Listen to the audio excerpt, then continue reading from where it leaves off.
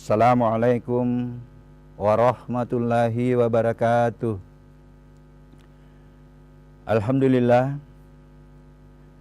Alhamdulillahirabbil alamin. Alladzi ja'ala asy-syamsa wal qamara husbana. Asyhadu an la ilaha illallah wahdahu la syarikalah. Wa asyhadu anna sayyidana Muhammadan abduhu wa rasuluhu la nabiyya wa la rasula ba'da. Qala Allah Ta'ala fil kitabil karim, a'udzu billahi minasyaitonir rajim. Bismillahirrahmanirrahim. Ya ayyuhalladzina amanu taqullaha haqqa tuqatih wa la tamutunna illa wa antum muslimun. Wa qala aidan zaharal fasadu fil barri wal bahri bima kasabat aydin nas liyusikahum ba'dallazi amilu la'allahum yarji'un. Shadaqallahul azim. Hadirin para pemirsa Kompas TV yang insya Allah dimuliakan Allah, puji dan syukur senantiasa kita panjatkan kehadirat Allah Subhanahu wa Ta'ala, Tuhan yang menjadikan matahari dan bulan sebagai alat perhitungan waktu. Waktu yang dihitung berdasarkan pergerakan bulan dan matahari adalah momen untuk kita selalu melakukan evaluasi diri. Alhamdulillah pada pagi hari ini kita mengevaluasi diri kita untuk memulai perjalanan kehidupan kita, melanjutkan kehidupan setelah digenggam kesadaran kita tadi malam oleh Allah, bahwa kesadaran manusia atau jiwa manusia itu digenggam oleh Allah pada dua tempat. Yang pertama pada saat tidurnya dan digenggam selamanya pada saat matinya. Alhamdulillah kita diberikan kesempatan oleh Allah untuk kita nikmati lagi perjalanan hidup kita, menata hidup dan kehidupan dengan peta jalan yang sudah dibocorkan oleh Allah dalam tanda petik yang saya sampaikan tadi di mukaddimah. Ya ayyuhalladzina amanu ittaqullaha haqqa tuqatih wa la tamutunna illa wa antum muslimun. Hai yang sudah punya iman, modal iman di dalam dirinya, selalulah berusaha untuk meningkatkan keimanannya dan jadikanlah iman sebagai landasan untuk beramal. Itulah sebenarnya yang disebut dengan ketaatan, itulah yang disebut dengan takwa. Dan selalulah berusaha meningkatkan ketakwaanmu menjadi takwa yang sebenar-benarnya takwa, sebagai tangga menuju pada penyerahan diri al-muslimun. Karena Allah menyampaikan, janganlah kamu pindah ke alam barzah, ke alam perjalanan kehidupan berikutnya sebelum mampu berserah diri kepada Aku. Kita hidup di dunia ini masih mempersiapkan bekal untuk menghadapi 3 stasiun kehidupan. Stasiun kehidupan di alam barzah, alam kubur, setelah itu alam kebangkitan, dan terakhir adalah kembali kepadanya. Kaifa takfuruna billahi wa kuntum amwatan fa ahyaakum tsumma yumitukum tsumma yuhyikum tsumma ilaihi turja'un. Pahamilah semua hai umat manusia bahwa pada awalnya ini kita berasal dari sesuatu yang tidak nampak. Dalam bahasa Qur'annya berasal dari maut, tetapi bahasa biologinya berasal dari jasad yang ukurannya 1/1000 cm. Setelah itu kita hidup, diproses selama 9 bulan 10 hari dalam rahim, dan setelah itu summa yumitukum, pasti akan kita dimatikan dalam bahasa fikih, tetapi dalam tataran tasawuf sebenarnya kita lanjutkan perjalanan kehidupan karena kita masih hidup di alam barzah. Setelah itu summa yuhyikum, aku hidupkan kembali di alam kebangkitan. Kemudian terakhir summa ilaihi turja'un, akan kembali menyatu dalam tanda petik dengan Yang Maha menyatukan.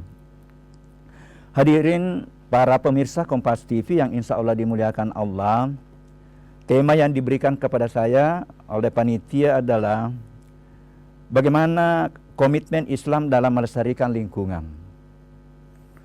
Nah, kalau kita berbicara komitmen, ya, komitmen itu tekad, tekad, kemudian bisa berarti kita berjanji akan melakukan sesuatu.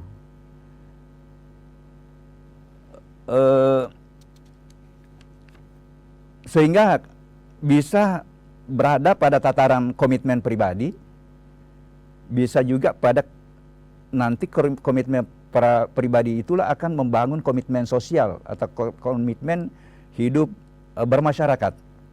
Yang biasanya kalau sudah komitmen hidup bermasyarakat itu sudah diatur oleh regulasi, ya. Misalnya kita bicara tentang lingkungan ini, bagaimana melestarikan lingkungan, itu dalam kehidupan bermasyarakat itu sudah diatur dengan berbagai regulasi, ya. Ada undang-undang tentang lingkungan hidup, ada undang-undang tentang bagaimana memanfaatkan air, ada aturan mengenai kalau di pertanian itu ada namanya eco-labeling, bagaimana pertanian berkelanjutan. Itu semua adalah aturan-aturan yang disepakati untuk bagaimana kita menghargai lingkungan.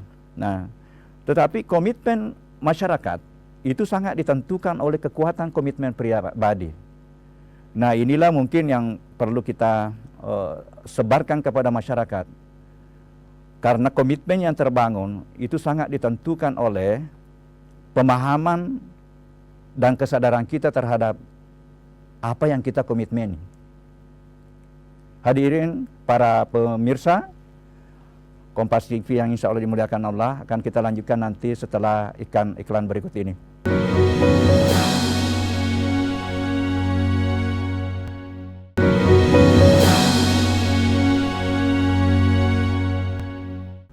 Nah, ketika kita berbicara komitmen Islam, itu sudah jelas bahwa panduannya adalah Al-Quran, dan yang sudah dipraktikkan oleh Rasulullah dalam bentuk hadis atau himbauan-himbauan oleh Rasulullah yang disampaikan kepada kita semua hambanya yang berdasar pada Al-Quran.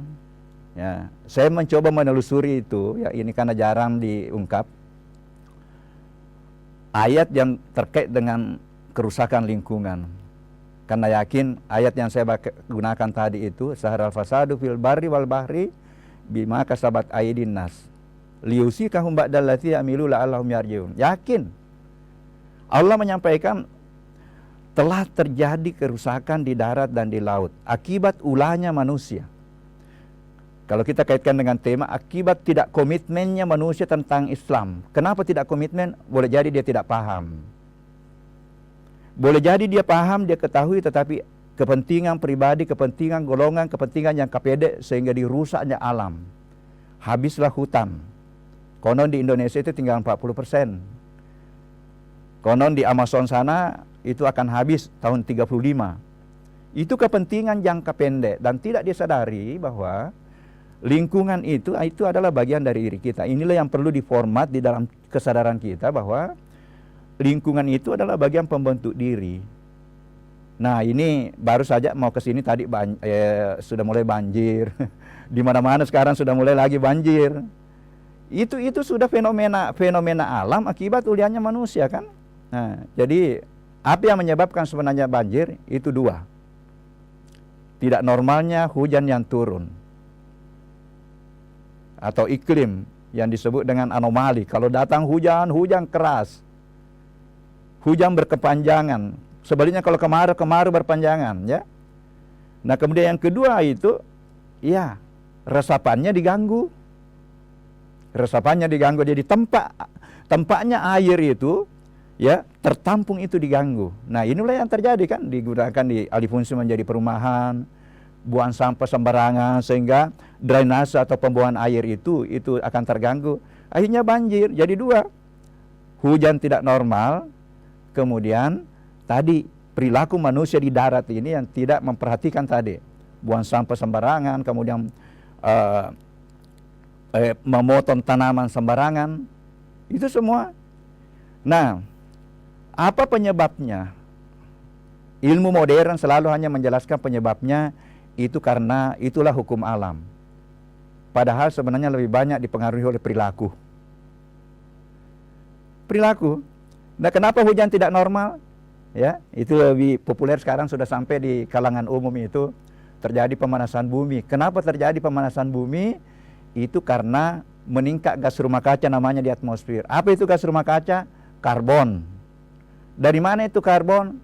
Seandainya tidak dirusak tanaman, tidak ada masalah karena diikat oleh tanaman. Tetapi karena tanaman yang mengikat, terumbu karang yang mengikat di laut itu dirusak, akhirnya itu karbon itu lepas ke atas. Awal penciptaan alam semesta ini, Allah menunjukkan rahmat kasih sayangnya. Dia hanya menciptakan 0,03% di atmosfer, di atas kita ini. Tetapi meningkat karena yang menjaga tidak lepasnya itu tanaman, dirusak tanamannya, dipotong sembarangan, hutan dihabiskan. Nah, inilah yang menyebabkan karbonnya naik. Karbonnya naik, akhirnya terjadilah penghalang pendinginan bumi yang menyebabkan panas. Apa yang terjadi? Panasnya itu bukan hanya mengacaukan hujan, tetapi menyebabkan es di daerah kutub sana mencair. Apa yang terjadi? Daerah-daerah pantai suatu saat akan tenggelam. Sehingga sekali lagi, cepat lambatnya dunia kiamat sangat ditentukan oleh perilaku manusia. Termasuk tadi ketika turun, salah satu perilaku misalnya buang sampah sembarangan. Ini masyarakat kita di Indonesia beda dengan di Belanda sana. Di sana itu drainase itu digunakan sebagai tempat rekreasi kan. Kalau di sini tempat buang sampah. Sehingga pendekatan-pendekatannya memang tidak cukup hanya pendekatan undang-undang, tetapi harus ada pendekatan-pendekatan bagaimana komitmen diri. Komitmen diri yang paling mendasar adalah harus dirubah cara pandang kita bahwa apa yang ada di luar diri kita itu juga yang ada dalam diri. Air yang dianggap itu unsur lingkungan dalam bahasa ilmu pengetahuan, bahasa spiritualnya, bahasa Tuhannya, air itu pembentuk diri, tanah itu pembentuk diri. Dari mana dalilnya? Wa ja'alna minal ma'i kulli syai'in hayy, bahwa seluruh makhluk hidup aku ciptakan dari air, seluruh makhluk hidup aku ciptakan dari unsur tanah, khaliqum basyarun min tin. Nah, kalau nanti ini pemahaman ini membangun kesadaran kita, insya Allah kita akan komitmen menghargai lingkungan, karena kita sadar bahwa oh rupanya air itu adalah bagian dari diriku. Nah, kalau bahasa budayanya sikapilah air, ale sifat nawaya dalam bahasa Bugis ya, sikapi air dan sifati air, sifati tanah dan sikapi tanah, karena itu adalah bagian dari dirimu. Nah, salah satunya untuk membangun kesadaran itu bahwa dia adalah pembentuk diri. Makanya di dalam diri kita itu 70-80% itu air. Nah, sehingga nanti secara otomatis ketika kesadaran itu sudah hadir dalam diri kita dengan sadar bahwa air bukan hanya unsur lingkungan tetapi unsur pembentuk diri, bahkan menentukan kehidupan. Nah, itu nanti dengan otomatis akan bagaimana kita menghargai dan menyikapi lingkungan. Para pemirsa yang insya Allah dimuliakan Allah, sekali lagi Islam sangat lengkap. Tadi peta jalan yang sudah dibocorkan oleh Allah. Allah menyampaikan jangan kamu tinggalkan dunia ini sebelum mampu menyerahkan dirimu. Jalurnya adalah, tangganya adalah memang iman, takwa. Nah, iman, kalau kita berbicara iman, itu tidak cukup hanya kita beriman, saya beriman, tetapi harus yakin dan percaya terhadap siapa yang kita imani. Nah, sehingga yang menentukan kekuatan iman adalah akidah. Akidah bisa kita perkuat dengan memahami lingkungan, memahami diri, dan memahami seluruh makhluk Allah. Karena Allah sudah menyampaikan bahwa kalau mau memperkuat akidahmu, mengenal aku, kenallah aku melalui apa yang aku ciptakan. Wa fil ardi ayatun lil mukminin wa fi anfusikum afala tubsirun. Di luar dirimu bertebaran, ada di lingkungan bertebaran tanda-tanda kebesaranku untuk mengenal aku, memperkuat akidahmu, dan begitu pula dalam dirimu. Ini nanti mungkin akan kita dibahas tersendiri ya, karena tahapan-tahapan kehidupan untuk meniti peta jalan ini tidak terlepas dari iman, takwa, dan al-muslimun. Dan itu luar biasa. Kata imam 540 lebih kali diulang dalam Al-Quran. Dan kalau itu digunakan nanti untuk bagaimana menata keimanan kita, itu luar biasa. Para pemirsa Kompas TV yang insya Allah dimuliakan Allah, kita akan lanjutkan setelah iklan berikut ini.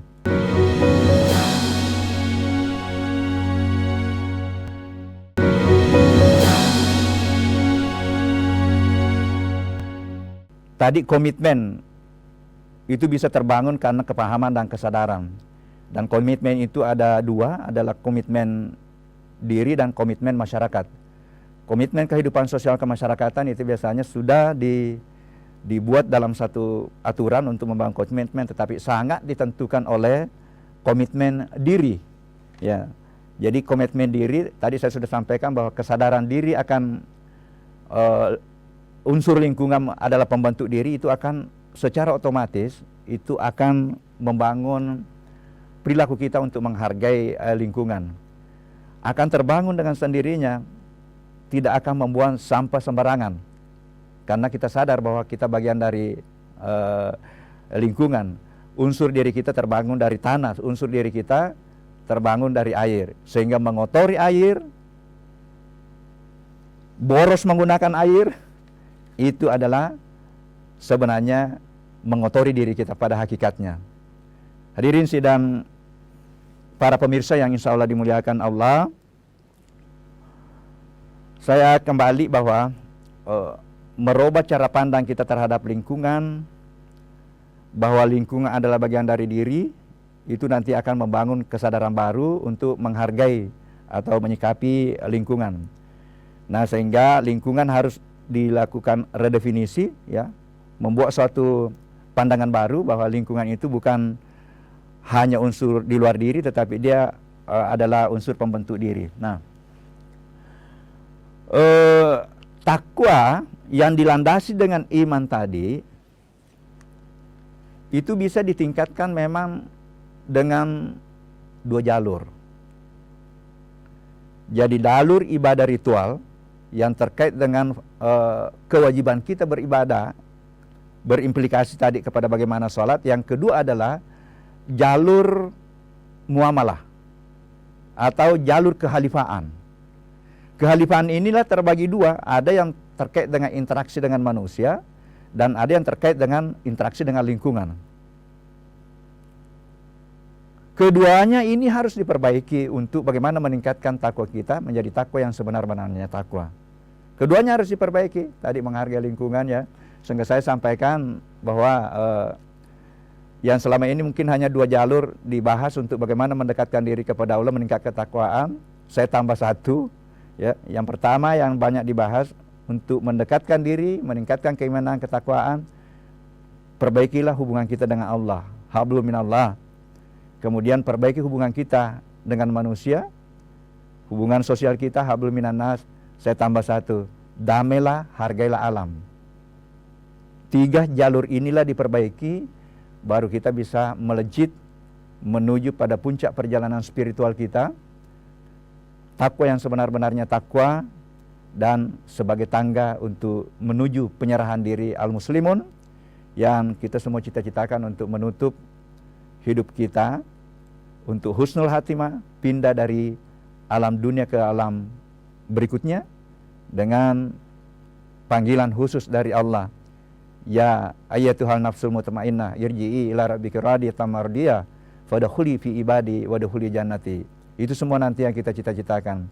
Hai hambaku yang sudah menata hidupnya dengan peta jalan yang saya sudah bocorkan dalam tanda petik, bocornya dibocorkan di surah ketiga 102, yang sudah berhasil meniti perjalanan kehidupannya dari iman, memperbaiki imannya dari sekedar beriman, dengan ilmunya mengantar dirinya berhakul yakin, kemudian digunakan sebagai dasar untuk melaksanakan amalan takwa, kemudian takwanya untuk dibuktikan dalam perbuatan, itu ditingkatkan terus untuk membuktikan khairun nas anfa'uhum linnas, bahwa manusia yang paling baik itu adalah manusia yang banyak bermanfaat. Tapi saya tambah juga satu itu sebagai konsekuensi tadi 3 hubungan. Manusia yang paling baik, ya, banyak amalannya terhadap manusia dan banyak juga amalannya terhadap alam semesta ini.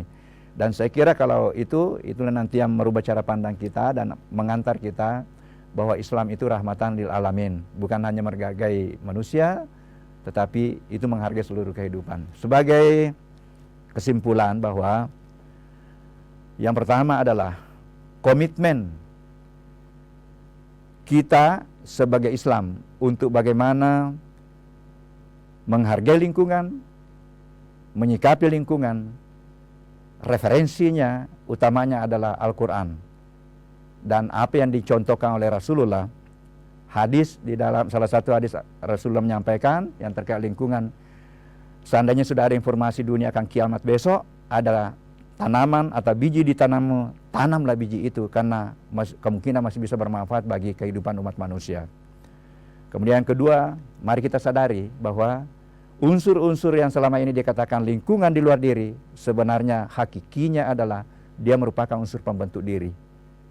Dengan cara pandang ini kita otomatis dengan menghargai lingkungan sebagai jalan untuk, salah satu jalur untuk meningkatkan ketakwaan kita.